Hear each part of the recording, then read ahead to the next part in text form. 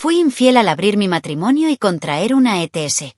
Mi esposo pidió el divorcio y me obligó a confesar todo a la familia. Soy Vanessa, tengo 36 años, y si alguien me hubiera dicho hace 2 años que mi matrimonio hoy estaría en ruinas, me habría reído y habría dicho que estaban exagerando. Conocí a Alex en la universidad, ambos estudiaban informática, y la conexión fue inmediata. Fueron 5 años de noviazgo, muchos desafíos y logros, y luego, toda una década de matrimonio. Ambos seguimos caminos profesionales diferentes. Él estaba en una startup prometedora, yo estaba en una empresa más tradicional, pero siempre nos apoyamos, compartimos todo y pensamos que nos hacía fuertes. Nunca fuimos la pareja de las redes sociales, pero dentro de nuestra burbuja creía que éramos felices. Teníamos una hija de 7 años, una casa acogedora, domingos de panqueques y noches de cine. Todo fue muy cómodo. Pero a veces, la comodidad oculta el desgaste que te niegas a ver. Con el tiempo, el silencio se instaló donde antes había habido risas. Las conversaciones se convirtieron en comunicaciones, los caricias se hicieron más espaciadas, pero yo seguía pensando que esta era solo la fase de la vida adulta. La rutina nos consumía, el trabajo, el colegio de nuestra hija, las facturas, las obligaciones. Nada fuera de lo normal, ¿verdad? Al menos eso es lo que me dije a mí mismo. Estaba realmente agradecido. Todavía lo soy. Pero había algo que no quería admitir ni siquiera ante mí mismo. Estaba cansado.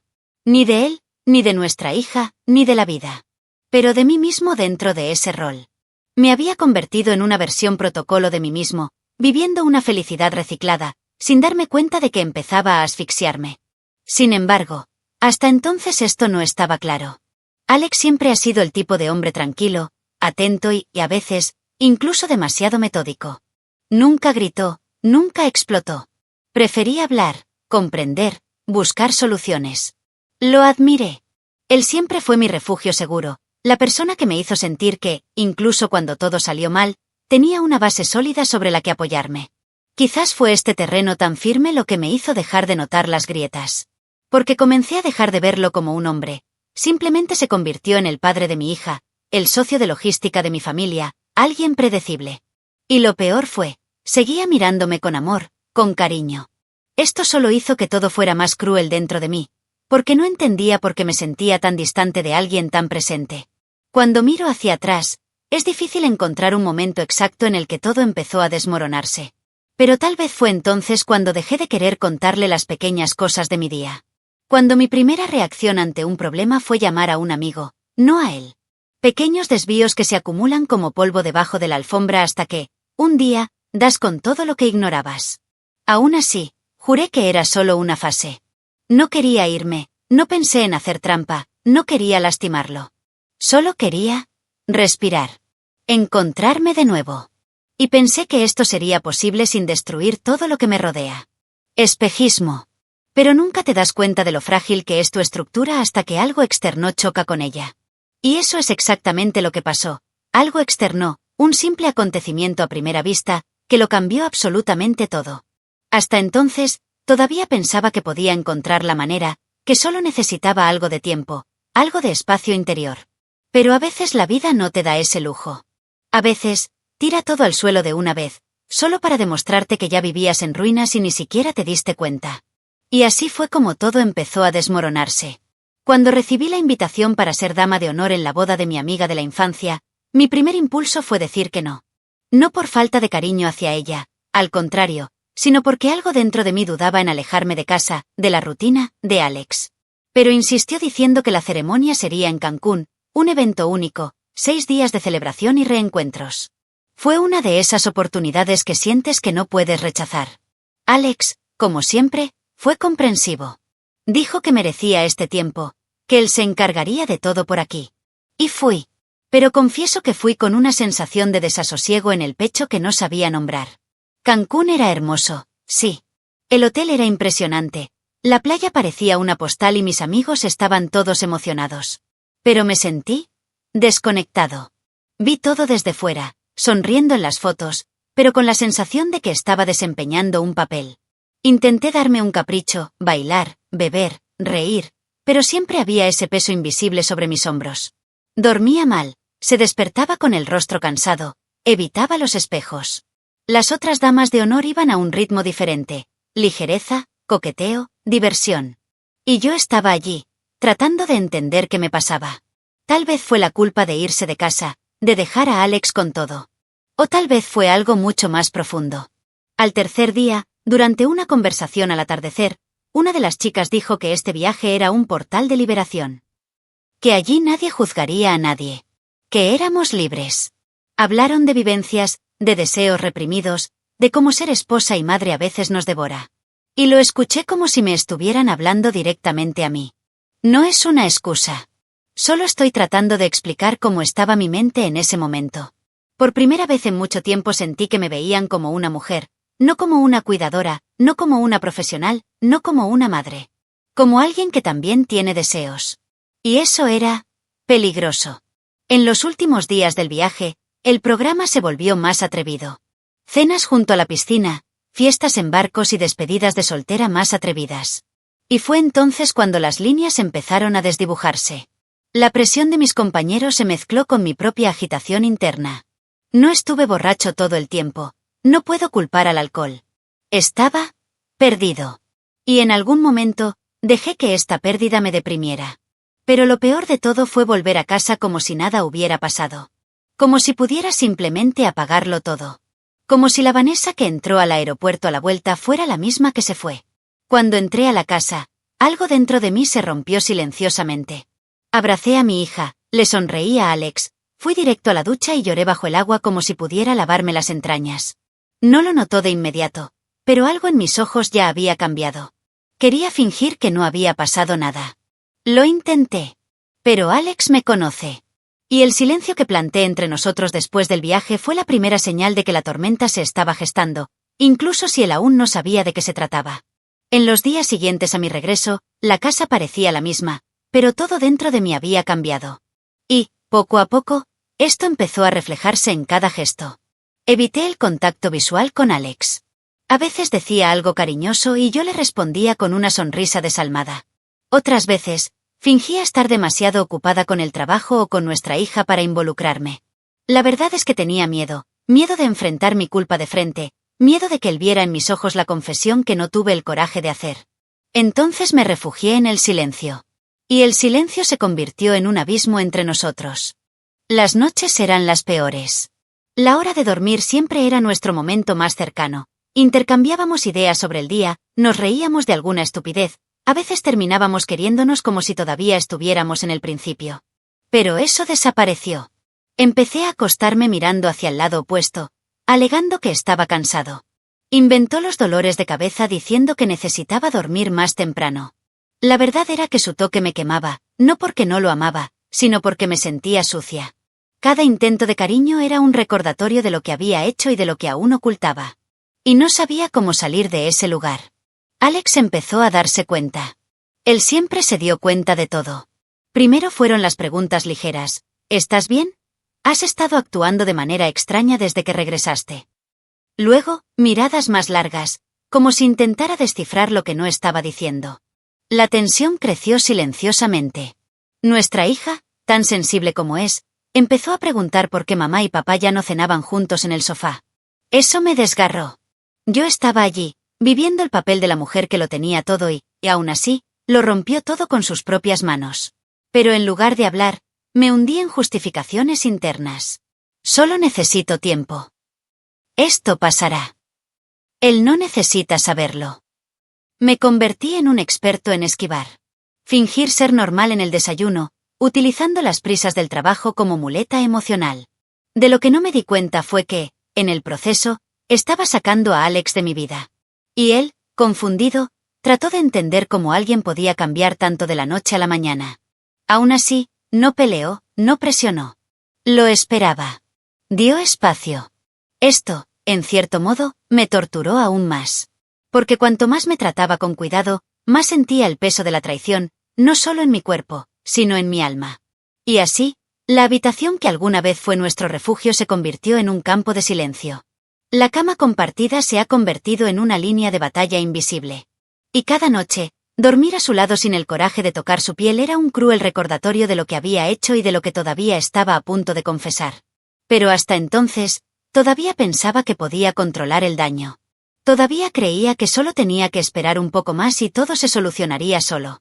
Pero el universo tiene una manera despiadada de lidiar con los secretos. Te los arroja a la cara cuando menos lo esperas. 4 días después de regresar de mi viaje, me desperté en medio de la noche con una angustia en el pecho que no me dejaba respirar. Mi corazón latía aceleradamente. Tenía la boca seca y la culpa crecía como un monstruo debajo de la cama. Fue esa mañana que decidí hacerme la prueba de ETS. No hablé con nadie, ni siquiera con mis amigos que también estaban en el viaje. Era un miedo que necesitaba afrontar solo y lo confieso. Estaba aterrorizado. Busqué una clínica discreta, reservé el examen con un nombre ficticio y fui una mañana cualquiera, como quien va al mercado. Pero por dentro estaba temblando. Fue como si ese examen fuera la materialización de lo que me negaba a admitir, que había cruzado una línea que nunca debía haber tocado. El proceso fue rápido, casi en frío. El asistente no me miró a los ojos, lo cual fue un alivio. Estaba convencido de que cualquier contacto humano era una amenaza, como si todos pudieran ver mi error escrito en mi cara. Salí de la clínica con el recibo arrugado en mi bolso, como si esconderlo fuera suficiente para borrar la culpa. Pero, por supuesto, eso no borró nada. Al contrario, solo aumentó la tensión. Regresar a casa, enfrentarme a Alex con este secreto pesando mucho en mi bolsillo, fue uno de los peores sentimientos que he experimentado. Quería gritar, pero ni siquiera tuve el valor de susurrar. Con cada palabra que decía, me sentía más lejos de la mujer que creía conocer. Pasé los siguientes días viviendo en automático. Cada gesto de cariño de él me dolía como un cuchillo. Cuando me abrazaba o me preparaba café, sonreía, pero por dentro estaba hecha un desastre. Empecé a olvidar cosas simples, a tropezar con mis propias mentiras. En un momento dijo que iba al banco, en otra tuvo una reunión, pequeñas contradicciones que fue sumando en silencio. Y todo empeoró aún más cuando encontró el recibo. Me había olvidado por completo de ese papel. Fue como si una bomba explotara a cámara lenta. Estaba en el baño cuando llamó a la puerta con el sobre en la mano. Vanessa, ¿qué es esto? En ese momento me quedé helado. Mi mente creó 1000 excusas, pero mi boca no encontró ninguna. Sacudí la cabeza y dije que era solo un examen de rutina, pero que no era estúpido. Me miró con una mezcla de confusión y desesperación que me mató un poco por dentro. A partir de ese momento supe que no creería nada hasta escuchar toda la verdad. Y yo, cobarde, seguí mintiendo. Preferí hacerme la víctima de la ansiedad, diciendo que era solo una tonta precaución. Pero él no respondió. Ella simplemente asintió, se alejó del espejo y me dejó allí, mirándome, tratando de entender en qué momento dejé de ser esposa y me convertí en una extraña en mi propia casa. Esa noche fue el principio del fin, aunque todavía insistí en fingir que podía salvarse. La forma en que me miró después de eso cambió. No fue ira. Fue una decepción que ni siquiera necesitaba verbalizar. Y eso me carcomía, porque él todavía dormía a mi lado, aún compartía comidas conmigo, todavía cuidaba a nuestra hija con la misma dedicación. Pero había un vacío entre nosotros. Un silencio que gritaba. Y supe que no podía esconderme mucho más. La verdad llamaba a la puerta, cada vez más fuerte. Después de ese día, Alex cambió. Ni de forma escandalosa, ni con gritos ni exigencias. El cambio fue sutil pero implacable. Empezó a observarme más de cerca, como quien intenta armar un rompecabezas donde las piezas ya no encajan. Comenzó a tardar más en trabajar, a permanecer en silencio por más tiempo y a mantener su teléfono celular cerca en todo momento, algo que nunca antes había hecho. Sentí que estaba investigando y tenía razón. Después descubrí que revisó mi celular, miró mi historial de búsqueda, mensajes antiguos, incluso mis álbumes de fotos ocultos. En cualquier otro escenario me habría sentido invadido. Pero ahí lo único que pude pensar fue, él tiene todo el derecho. Lo peor fue que sabía que me estaban juzgando, incluso sin palabras. Su mirada era una frase. La forma en que se alejaba un poco más cada día, la forma en que su tono perdía calidez, todo decía, sé que estás mintiendo. Empecé a sentirme como una adolescente a punto de ser atrapada por sus padres. Evité usar el celular cerca de él, comencé a dejar de lado las redes sociales, borré conversaciones, revisé fotos. La paranoia me consumió y la vergüenza me paralizó. Con cada timbre de notificación, mi corazón se aceleraba. En cualquier momento todo podía llegar a un punto crítico y no sabía si tenía fuerzas para afrontarlo. El miedo a quedar expuesto me tragó.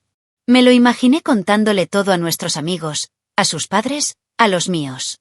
Vi mi vida desmoronarse en destellos. El rostro de mi hija mirándome sin comprender, mi madre llamándome decepción, la gente susurrando a mis espaldas. Creé diálogos en mi cabeza, ensayé confesiones que nunca salieron de mi garganta. Por mucho que sabía que tenía que ser honesto, la vergüenza me detuvo. No era solo el miedo a su reacción, era el miedo a mirarme al espejo y admitir todo lo que había hecho.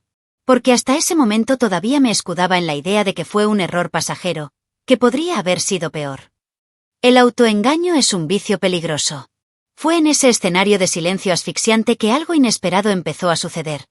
Alex empezó a buscarme para relaciones íntimas con una intensidad y frecuencia inusuales. Cada tarde. A veces más de una vez al día.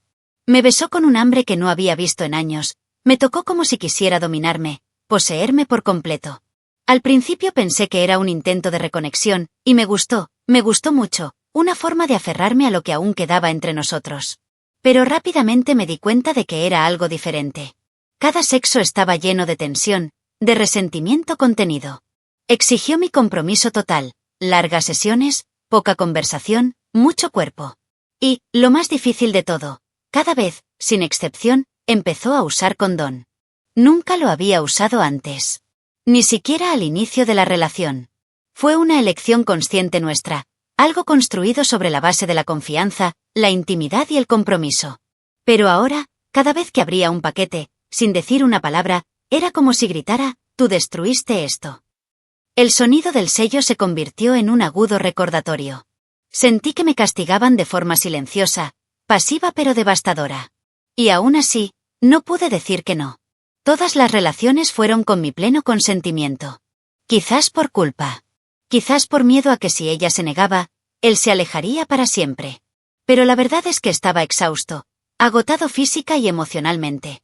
Cada acto se convirtió en una mezcla de dolor, placer, humillación y arrepentimiento. Alex, a su vez, siguió sin alzar la voz, sin acusaciones directas. Pero su venganza silenciosa fue meticulosa. Era como si dijera, ¿quieres jugar con tu cuerpo? Así que ahora yo también voy a ser parte del juego, pero como quiero. Y lo dejé. Porque en el fondo lo sabía, merecía cada gesto calculado, cada noche él me recordaba que, para él, ya no era la misma. E incluso con todo este peso, todavía esperaba que fuera una forma distorsionada de curación. Una ingenua esperanza de que, tal vez, si aguantaba, si mostraba arrepentimiento con mi cuerpo, él realmente me amaría de nuevo. Pero con cada condón tirado a la basura, vi que nuestra historia quedaba sellada con otra cicatriz más. La tensión entre nosotros se había vuelto tan espesa que podía sentirla en el aire. Todo lo que hacía era observado meticulosamente por Alex, pero continuaba con esa postura fría, casi calculada. Hasta que, una noche cualquiera, mientras cenábamos en silencio, dejó tranquilamente los cubiertos y me miró a los ojos como si no tuviera prisa. ¿Me vas a contar sobre el examen o debería preguntarle a alguien más? La pregunta llegó como un tiro seco. Me estrellé. El mundo pareció encogerse a mi alrededor, y el ruido de los cubiertos sobre el plato resonó como una frase. Por primera vez desde el viaje entendí que ya no había forma de posponerlo. Había llegado el momento. Las palabras no salieron de inmediato. Primero vinieron las lágrimas, silenciosas, avergonzadas, llenas de todo lo que había intentado ocultar durante semanas. Apenas podía respirar, pero cuando finalmente abrí la boca, no pude parar. Lo dijo todo. Desde el sensual masaje ofrecido en la despedida de soltera, desde el brindis entre amigas que se convirtió en provocación, desde la risa de borracho que terminó en una elección que no tenía vuelta atrás.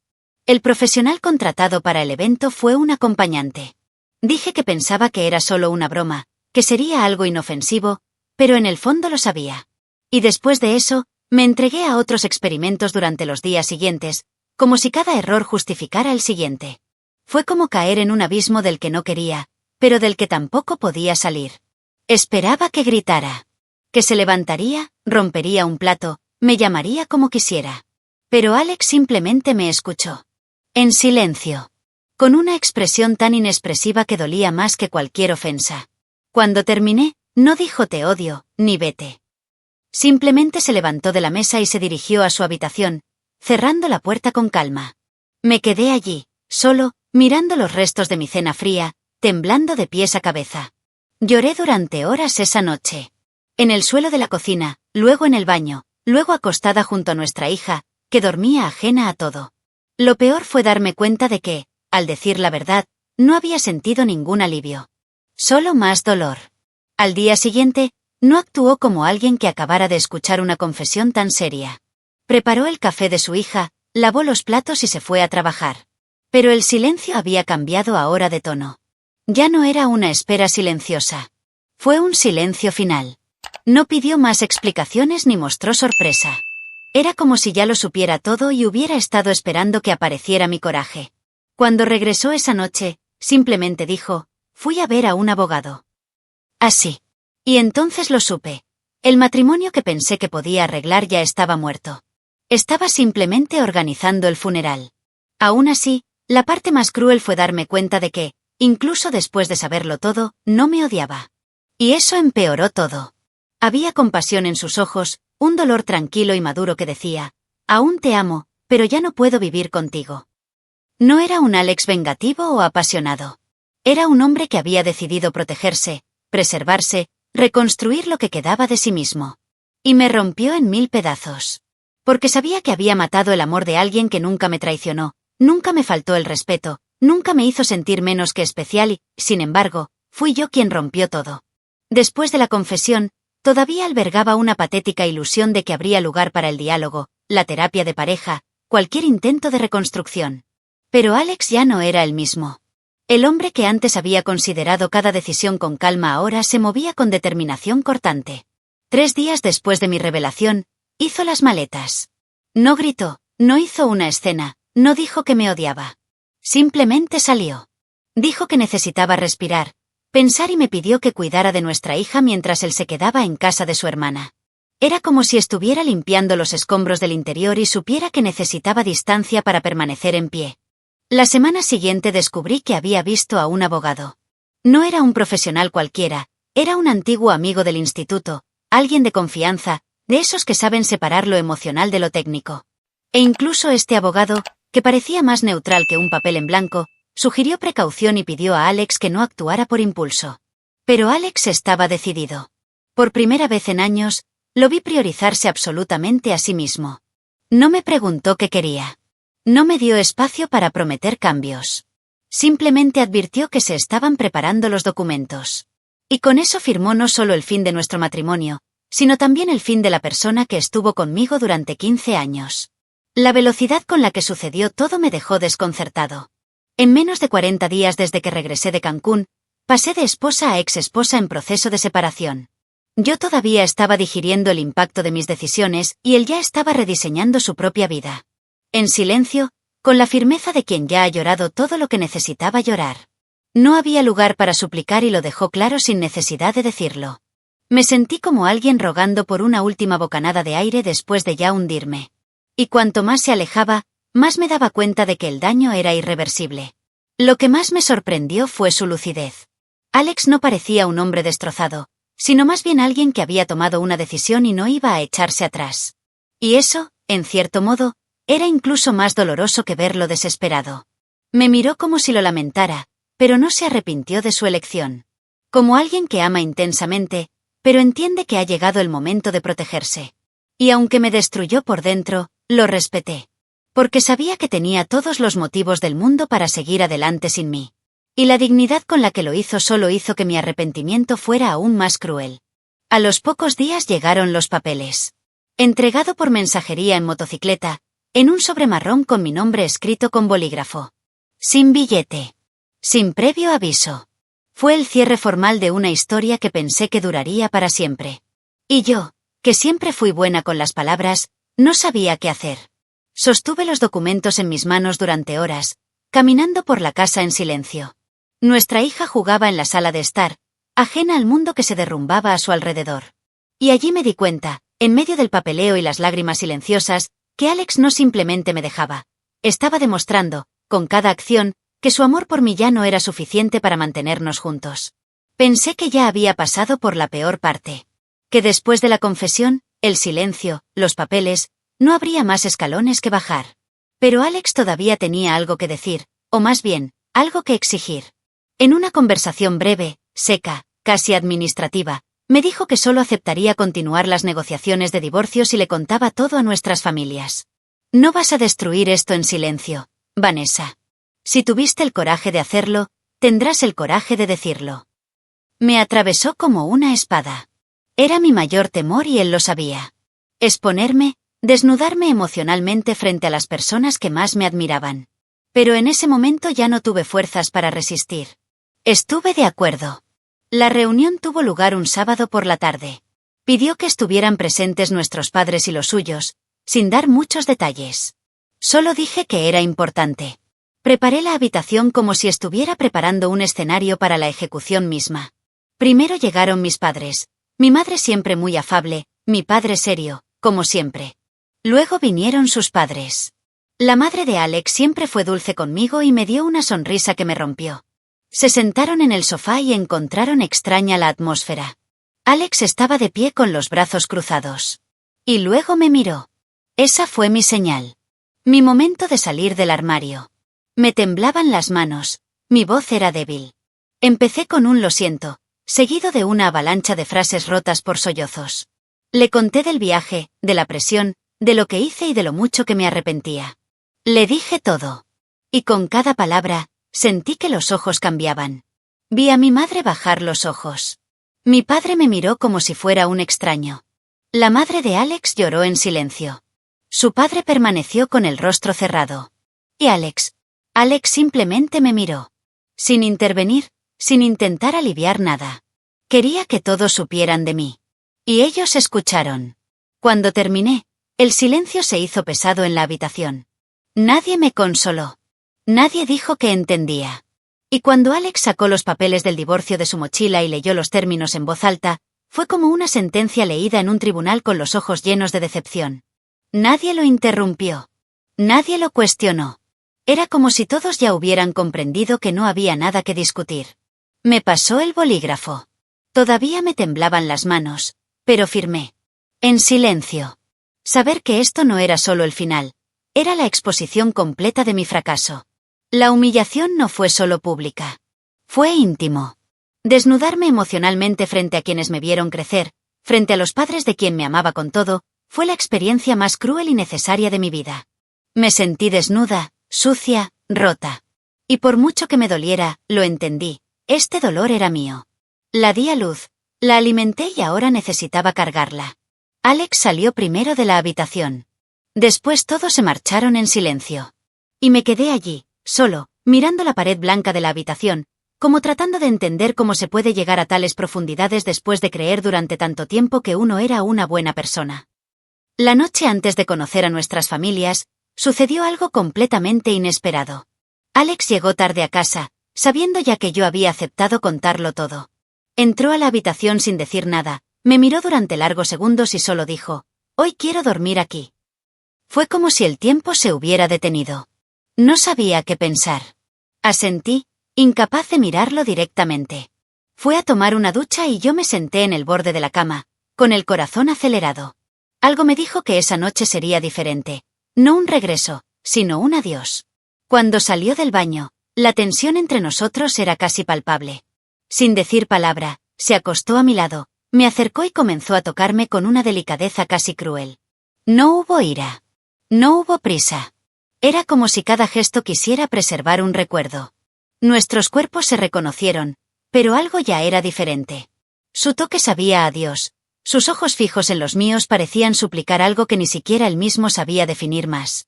Por primera vez en semanas, no usó condón. Y eso, por más simbólico que fuera, dolía más que cualquier castigo silencioso.